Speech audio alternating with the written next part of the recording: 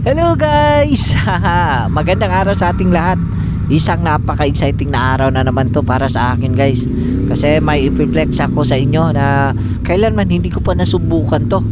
At ayan nga guys, magpapasalamat muna tayo kay Boost Trunks na pinahintulutan niya tayong gumamit nitong motor niya na CF Moto 450 MT. Napakagandang motor. At pangalawang ride na nga pala natin nitong CF Moto. Nung una yung rides natin galing Subic papuntang Caloocan, no? Sa Motostrada yung launching ng CF Moto 450, yung naked bike nila. Napakasarap din ng motor na yon, at saka may traction control, naka-apps, at saka sarap. Ngayon, adventure bike na naman yung nasusubukan natin ng CF Moto. Kailan kaya ako magkaka-CF Moto? CF Moto baka naman. Ayan nga guys, at saka ayan, ipiplex ko sa inyo kasi sabi ko ito yung pinaka best na experience ko for all the motorcycle na nasakyan natin. Nakapag-rides na tayo ng naked, sports, scooters, underbone, classic bikes. Ayan, hindi ko pa na-try pa lang yung Harley, no? Yung mga bobber type na motor. Hindi ko pa na-try yun. Pero ito, naka-adventure bike na tayo ngayon at saka mataas. Hindi ko akalain guys na kakayanin ko yung height nito. Nung seat height nito, kasi ang seat height nito ang CF Moto 450 MT is 820 millimeters. Yung height ko is only 5 or 5'1". So pandak talaga. Oo, pandak talaga ako guys. Kaya happy ako kasi nakapag-rides tayo ng medyo mataas na motor at adventure bike pa, no? At ayan nga, ang mga motor ni Boost Trunks is hindi ko talaga, lahat ng motor niya hindi ko talaga abot. Ito lang, maliban sa mga Vespa niya, kaya kong abutin, pero yung mga big bikes niya hindi ko talaga abot. At ito lang talaga, itong CF Moto 450 MT. Sa huli ng video guys, sasabihin ko sa inyo kung ano yung gamit ko at kung paano ko naabot ang motor na to. Ayan, sa mga katulad ko na medyo takot na mag-ride ng medyo matataas na motor kasi baka matumba, kasi mabibigat naman talaga kapag big bike. Ito ang sikreto, sasabihin ko, ilalagay ko talaga sa comment section guys kung anong gamit ko. Ayan, siguro sa mga oras na to habang pinanood nyo, alam nyo na siguro yung ginagamit ko. Hindi ko lang sasabihin kung anong brand, basta ilalagay ko lang sa comment section. Ayan nga guys, papunta kami ng Villamor Airport nito galing Pasay kasi papauwi na kami ng Cebu. At saka masarap talaga siguro tingnan tong video na to kapag naka 360 tayo, pero wala tayong 360. Baka Insta 360 baka naman. Alright, so ayan nga guys, ang nakakatawa nito guys kasi yung ulo ko at saka yung windshield magkapantay lang, kaya medyo na problema tayo. Minsan gigilid yung ulo ko kasi yung sa harap ko talaga blur talaga yung paningin ko. Ayan yung problema ko, pero hindi ko kasi alam na pwede palang i-adjust tong windshield na to pababaan, no? Na-excite lang kasi ako kaya hindi ko naisip yung mga oras na yon. At saka kinakabahan talaga ako kasi yung parking, nung pinaparkingan namin, ang ikli ng daan, tapos ako pa yung pinag-utusan ni Boost Trunks na ako na yung kukuha sa parking, papalabas. Sabi ko sa sarili ko, kakayanin ko kaya to ba? Kaya ang ginawa ko na lang, sinabi ko sa sarili ko, kakayanin ko to. Nung masakyan ko na yung motor na to, mataas siya pero magaan lang. Marami na tayong motor, yung katulad nung nakapag-rides tayo ng Sultan Kudarat. Yung dala ko noon is Honda CB650 RR, big bike din. Mababa siya, carry ko lang. Pero yung problema ko doon is mabigat talaga.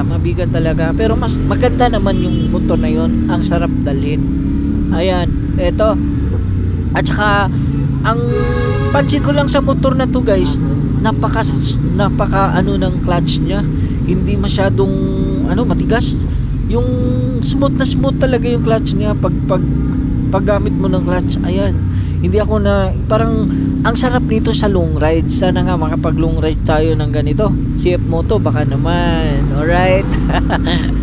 Ayan nga guys, nandito na tayo sa may ano, ewan ko kung saan banda to, basta galing kami na Pasay papuntang Villamor Airport.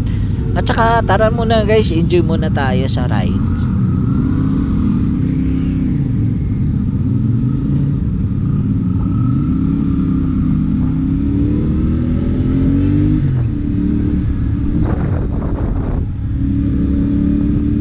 At ayan na nga guys, feel ko yung moment, ang sarap ng rides.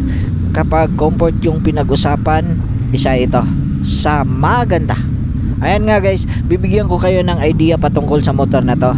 Meron pala itong displacement na 449.5cc, 270 degrees ang kanyang crankshaft. Naka double balance shaft na pala to.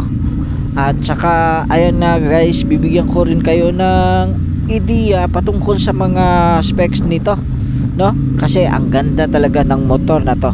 Yung seat height nga pala niya is at 820mm, adjustable only to 800mm. Naka spoke alloy wheels na rin siya at naka tubeless. Naka off-road focus pedals na rin, metal plus rubber.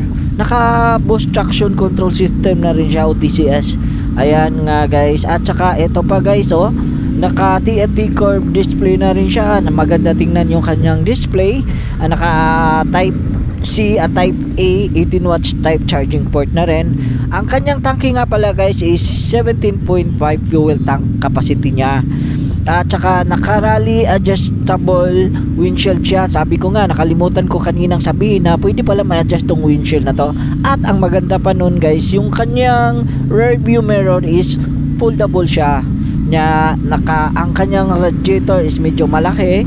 Naka Bosch dual channel apps na rin siya, switchable rear and rear wheel. Alright, naka QYB na sa ang kanyang suspension, nakapakaangas ng kanyang suspension guys. So naka QYB. At saka meron siyang ground clearance na 220mm. Ayan nga guys, woo, ang ganda ng motor na to. Kaya tara, let's go. Malapit na tayo sa Villamor Airport at excited na kaming lahat sa mga oras na yon na makauwi sa Cebu. Kasi galing pa kami ng rides nung pre-Independence Day ng Philippine Air Force. Pumunta kami ng Masinloc, Zambales. Ayan, napakagandang rides na yon, no? Galing Villamor Airport to Masinloc, Zambales. At saka hindi lang yan nagtapos, nagstay pa kami ng ilang araw sa Maynila dahil nag-ride din kami na kasama ang Welltex sa during Independence Day ride. At saka yun yung video na i-upload natin sa next video natin, no? Yung ginagamit natin dun is Kawasaki Z650. Ayan, nag-enjoy din ako sa ride sa mga oras na yun. Ang sarap. At saka ayun na nga guys, medyo malapit na tayong dumating sa Villamor Airport at bawal nating ipapakita sa loob yung nasa airport, no? So baka puputulin natin yung video pag nasa gate na tayo. Ayan nga guys. So shout out nga pala sa mga top fans natin, mga bagong top fans. Shout out din sa mga viewers natin. Ayan.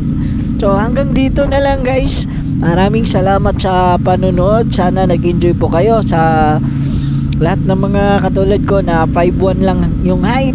At eto na, ilalagay ko sa comment section kung ano ang gamit ko at bakit ko naabot tong motor na to. Itong 820mm yung kanyang seat height.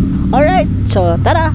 See you on our next video. Once again, maraming salamat sa panunod. Tadaan!